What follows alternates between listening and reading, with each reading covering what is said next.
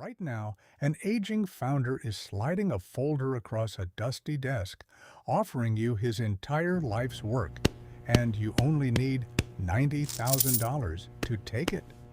You are about to Hmm. uncover the quietest, most Hmm. lucrative wealth transfer in history. By the end of this journey, you will understand exactly how a broke 30-something can end up owning 20 companies and controlling a $500 million empire. The craziest part is that nobody is talking about this, and the people actually doing it are desperately hoping you never figure it out. $10 trillion of business value is currently locked in the hands of baby boomers who are aging out of the market. Every single day, 10,000 business owners turn 65. They have spent over 3 decades building reliable, cash-flowing, boring businesses. But here is the brutal secret the industry hides from them. When they are finally ready to step down, 4 out of 5 of these businesses will never find a buyer. They will just close their doors forever. The jobs vanish, the legacy dies, and the money evaporates. So when you walk into that room, they aren't sliding that folder to you because you are a genius. They slide it to you because you actually showed up. But before you can build an empire, you have to survive the gauntlet. Welcome to the trenches of the self-funded search. You start with $90,000 in your bank account and a massive spreadsheet of 900 potential businesses. Your full-time job right now pays absolutely nothing. You are hunting for a business that generates about $1 million a year in cash for its owner, known as seller's discretionary earnings. In the real world, a business like this is priced at roughly 3 to 3.5 times that profit. That means the sticker price is around $3.5 million. Your problem is math. You have 90 grand and you need 3.5 million. To solve this, you must learn to read financial statements like a detective. You quickly realize the owner has been hiding his personal life inside the company books for years. His personal truck, his wife's phantom salary, and even his weekend boat are all expensed through the business.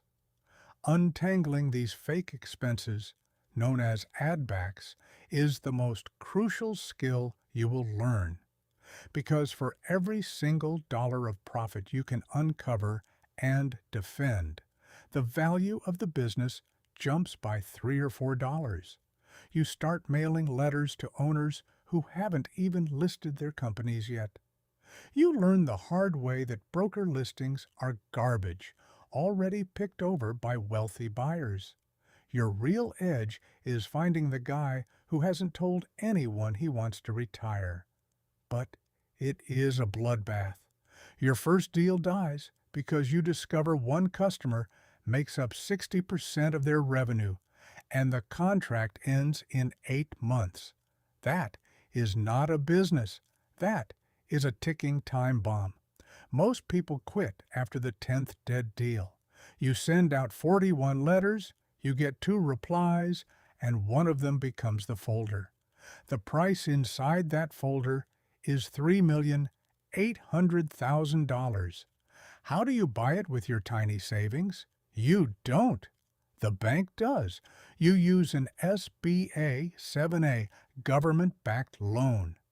The bank covers 80% of the purchase.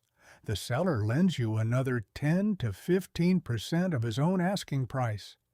You only have to write a check for the final 10%, which is $380,000. You drain your 90 grand and raise the rest from old colleagues in exchange for a slice of the equity. Your savings drop to zero. To make the math work, you ask the seller to put his note on full standby for 2 years, meaning he doesn't get a single penny of repayment until you stabilize the ship. Then comes the closing table. You sign a personal guarantee. The bank places a lien on your house. If this company fails, you lose the business and you lose the bed you sleep in. The ink dries, the seller looks relieved, and you realize you just bought yourself a $3 million debt anchor. Day one as the operator is a nightmare. You walk into the shop floor and nobody respects you. The veteran general manager treats you like a fool, and the billing clerk knows more about the company's margins than you ever will. The bank is watching your debt service coverage ratio like a hawk. They demand a cushion of 1.25, meaning the business must throw off significantly more cash than your loan payment. If it dips, you are dead. So, you do the dirty work. You raise the prices the old owner was too scared to raise. You fire toxic customers who pay 90 days late. You listen to the grumpy general manager and actually implement his ideas. By year 3, the storm passes, the loan is shrinking, the business is thriving, and you are clearing nearly $800,000 a year in pure profit. You are comfortable. Most people would stop right here, buy a nice car, and ride off into the sunset. But you remember the folder. You remember there are 10,000 baby boomers retiring every single day. You just proved you know how to swallow a company whole. Why stop at 1? You step into the 4th level. You become the acquirer. You leverage your first business to buy a second, and then a third. You form a holding company. This is where the magic of multiple arbitrage happens, the closest thing to free money on the planet. When you buy a tiny, standalone business, it costs 3 times its earnings. But when you stack 3, 4, or 5 of these businesses together, sharing a back office, accountants, and software, they transform. They are no longer small mom-and-pop shops. They are a scaled corporate platform. Suddenly, that exact same dollar of profit is no longer valued at a 3 multiple. It is valued at a 6 or 8 multiple. You doubled your net worth without getting any smarter, just by changing the roof these companies sit under. You stop running the shop floor. You hire CEOs for each business. Your only job now is allocating capital, finding the next deal, and signing more personal guarantees. It is terrifying. One owner dies of a heart attack 6 weeks after you buy his roofing company, his foreman quits, and your cash cushion vanishes overnight. You are up at 3 a.m. doing math to save your empire. But you survive by promoting the dispatcher to run the crew, doubling her salary to keep her loyal. By age 40, you own 8 businesses. You are no longer just buying companies. You have built a machine that buys companies. You create a central management firm that sits above all 8 businesses, charging them a management fee to handle their accounting, HR, and insurance. This fee funnels cash up to your holding company to fund your next acquisition. And then you execute the ultimate financial hack, the dividend recapitalization. Once a business pays down its initial debt, you go back to the bank, slap fresh debt onto the company, and pocket the borrowed cash as a massive tax-free dividend.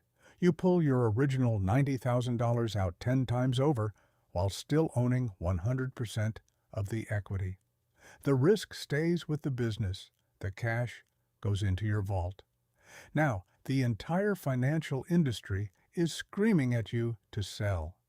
Private equity firms want to buy your platform for a huge payday. But you sit down on a Sunday and make the hardest choice of your life. You refuse to sell, you hold. Years pass. You are 47 years old. You now own 20 companies: roofing, HVAC, commercial laundry, pest control, plumbing. Together, they generate hundreds of millions in revenue. Your paper net worth is $500 million. You are competing with Wall Street giants like Blackstone and Apollo, who are trying to execute this exact same strategy with billions of dollars. They are driving up prices, paying massive multiples for the same boring businesses you used to buy for pennies. But you have one unstoppable weapon that private equity does not. Wall Street runs on a ticking clock. They have to flip their companies in 3 to 5 years to return capital to their investors. You answer to no one. You can hold your businesses forever. So when you sit across from a 60-year-old founder today, you can promise him the one thing Wall Street can't, that you will not gut his life's work in 3 years to dress it up for a flip.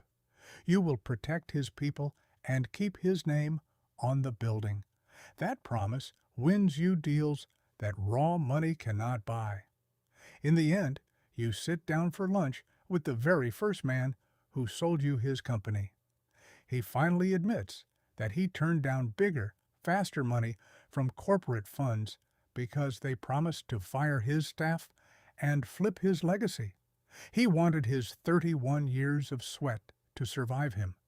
The true cost of this $500 million game isn't on your side of the table. It sits with the millions of founders whose companies will quietly die this decade because they couldn't find someone they trusted enough to take the keys. You didn't win just because you were a brilliant financier. You won because you were willing to promise that the thing they built would keep on living.